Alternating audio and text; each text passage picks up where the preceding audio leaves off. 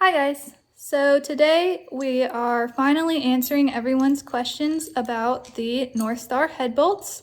Mike is here to tell you the truth about Northstar engines. The truth they don't want you to know. So what we're going to do is we're actually going to break apart an engine block so you can see all the details, because I like showing things factually instead of just someone's opinion. So when you see it, you'll probably come to the same conclusion that I have after working on several hundred of these. So yeah, sit back and we'll kind of go over a quick history of all these. So I'm going to give you a little bit of background on how I even came to work on these. So I had a car a long time ago that started having the problem. And the first thing I did was search on the internet and see that it's probably a blown head gasket. And of course that gives you the sick feeling because didn't have a lot of money at the time, didn't have any other cars. So I ended up having to sell it for a little bit of nothing because that's what you end up doing. But I always had in the back of my mind that I was going to get another one of them because the cars these engines are in are really nice. So a few years later, I found one. I had more space. I had a garage at that point to work on them. And I started to try to figure out exactly the best methods to work on these. At this point, I've worked on hundreds of them. So I've seen so much information on the internet that some of it I agree with, some of it is really kind of off base. So I want to take some time to dispel all the information and give you a history a little bit on these engines.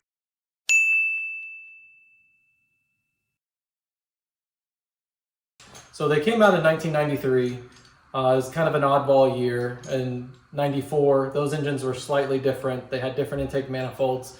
And then the ones that commonly had the head gasket problem were 1995 to 1999. Those are the ones I repaired the most. I can almost tell you that the failure rate on those were really high.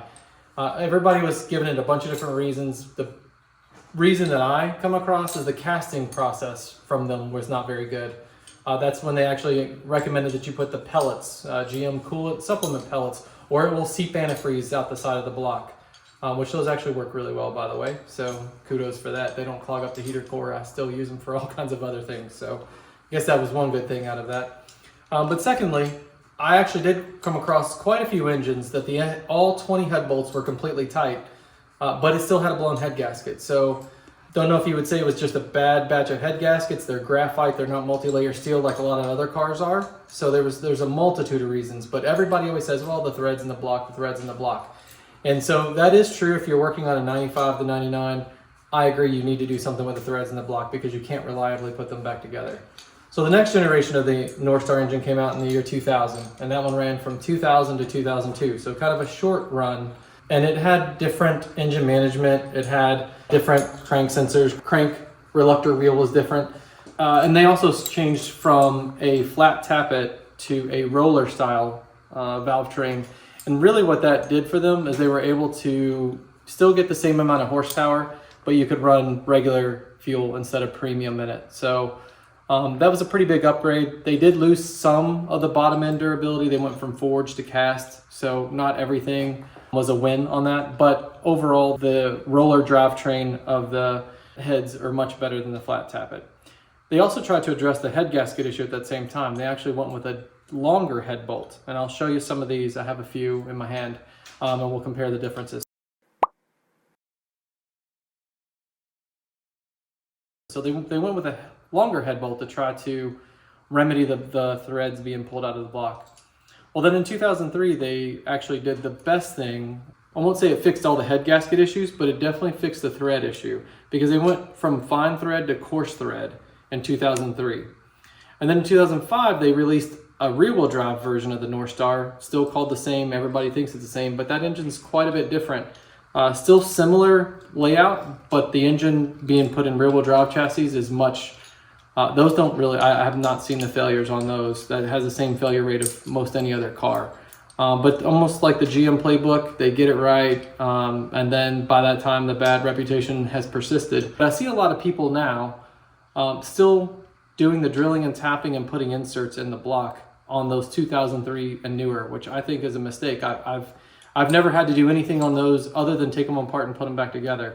So what I'll show you, and I'll show you why that I think this is the reason for this.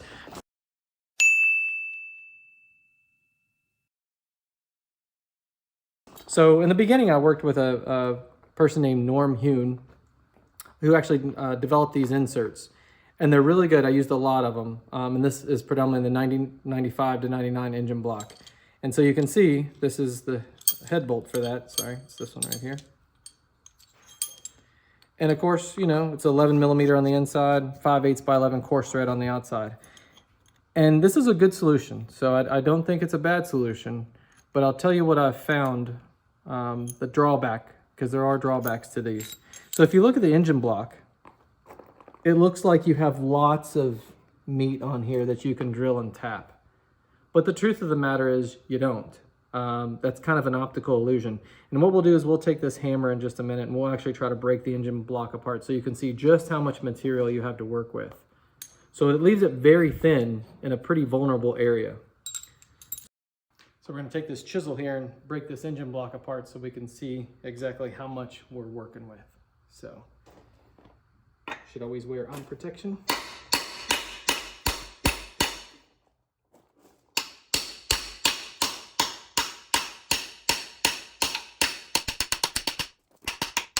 Who hasn't wanted to do this to an engine block?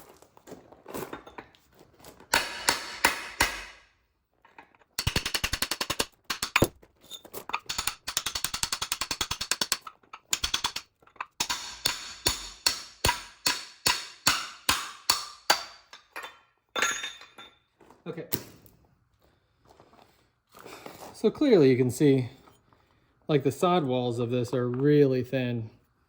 There's really not much. Of course, this bolt hole,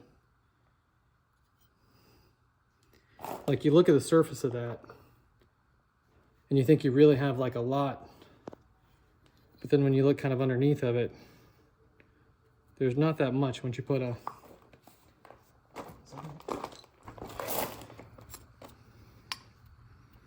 So once you put something that big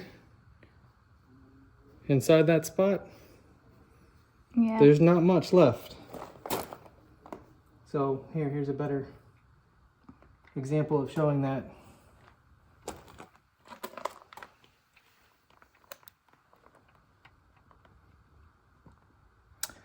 And that's assuming you get it perfectly straight. You don't have any kind of, because it's very difficult to do that very, perfect.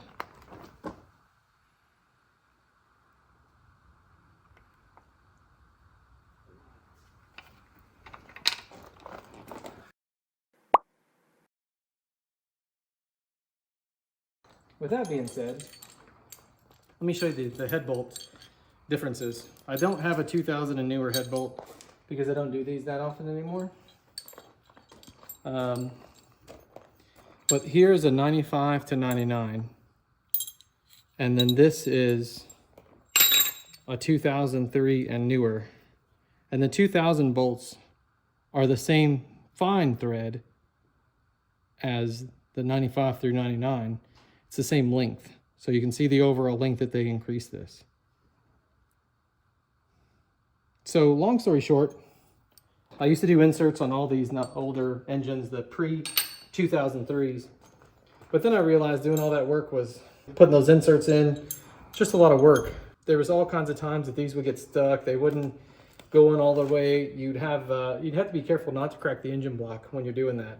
So what I developed was a head bolt that was 12 by 1.5, where the original is 11 by 1.5. And you can see it's actually the exact same length as this.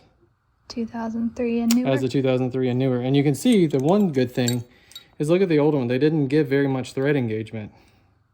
I mean, you only have this much thread in the block. To at least see they did get smarter and they went with a lot more thread engagement.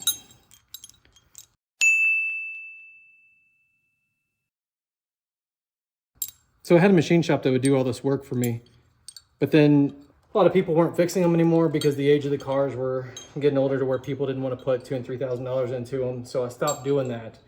This head bolt I have in my hand actually is from a Honda V6. So you can see it works perfect. It's the exact same length, but it won't work in a 95 through 99 because it's about an inch too short. So what you could do is you could take this And you could simply cut off an inch of it, put a 12 by 1.5 nut, cut it, and then take it back off. Or you could take them to your local machine shop and have them shorten them for you. You'll need 3 kits of the Honda because there's only 8 in a kit, and you'll need 20 head bolts. So, so that's kind of the story. And so there's a video that I have that will show you exactly how to tap the 11 by 1.5, the 12 by 1.5. You'll see that I've already broke the engine block apart in that video also. And as long as you're careful and you don't get the tap cross-threaded, it's the easiest way to fix the pre-2003s. But if you're working on a 2003, if you drill out coarse thread threads in the block, I don't know why you would do that. If it strips, you could use anything that you would do like on an LS engine. The castings got a lot better by that time. So if you did happen to strip one, then I would just do standard thread repair like you would do on any other block. So it's a Northstar. That doesn't really exist anymore after 2003. I've never had to fix one of these. I've just taken them apart and put them back together. And you can see on all of our race cars, like we run those 8 hours a day on race after race after race with no problem. So, okay, if you're gonna do forced induction, maybe you need to do something like that, but I don't know anybody doing that. Usually people are just putting the Northstars back together and running them. I'll definitely show some videos of us really revving the cars on the track. I don't know if there's a better stress test than what we've done to these. And Mike, just to be clear, so on the 2003 and newer, you think most of the head gasket problems actually have to do with the gaskets failing, right? Because the gaskets haven't really changed ever since 1993. They never went with a multi-layer steel head gasket. So if you're having, first of all, I'll say that the failure rates on those head gaskets are pretty rare. The front wheel drive ones are still way worse than the rear wheel drive ones. And here's another tasty tidbit, is your favorite phrase, is that it's almost always cylinder 1 on the front wheel drive ones. Out of the 120 that I've done, I would say 95% are on the back head by the firewall, where the heat itself is kind of, there's not good ventilation back there. And you'll see Toyota actually had the same problem on some of their V6s. The gentleman Norm Hume that made those inserts sells those same kits for Toyotas, so it's not just only a Cadillac thing. But to dispel the myth of the Northstar, they did have their problems, especially pre-2003s, but after that, they're good as anything else, really. I will tell you, there's way more problems with the variable valve timing actuators on the 2005 and newer STSs with the VVT Northstars than there are head gasket problems. So it doesn't mean they don't exist. So if you have a head gasket problem on your Caddy and you say, oh yeah, they do. Some of them do, but they're not systemic like they were before. There was a point in time when I could have had a shop full of those cars. People were calling me because nobody would repair them. Cadillac dealerships would only say, oh, you can put an engine in it. They weren't really fixing them. And if they were, the repair cost due to the labor rate was exorbitant. And they were just doing the small GM time cert inserts, and they would only do the threads that stripped at the time. So that wasn't a very reliable repair on the older cars. So I hope this sheds some light on this engine itself. We run them a lot, and really it's not for any other reason other than we know them. They're actually really good, dependable, solid engines once you do it. Are they as good as the LS engines? Probably not, if we're being honest. The junkyard's chock full of truck engines, but if you want something different, 325 horsepower out of 4.6 liters, very smooth, sounds good. You'll see that in some of our other videos. It's a good conversation piece. People like to talk about them. So it's different, and different is good.